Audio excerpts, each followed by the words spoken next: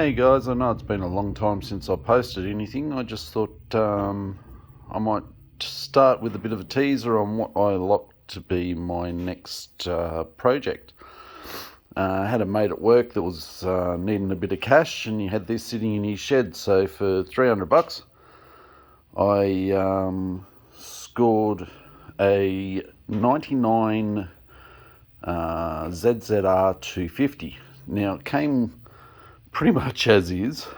There was two bikes, one that he's pretty much pulled apart and one that he hasn't, and a shit ton of fairings and buckets of bolts and everything else. So I'm going to endeavour to put this back together. But what my long-term goal is with this is that I'm going to make a changeable tail. So because I've got the two ends, I'm going to rip off that seat subframe there, shorten it up, do a few little modifications and a few little bits to it so that I can turn this into a cafe racer that we can basically interchange. If I want to resell it, I can put it back to a stand and put the fairings back on.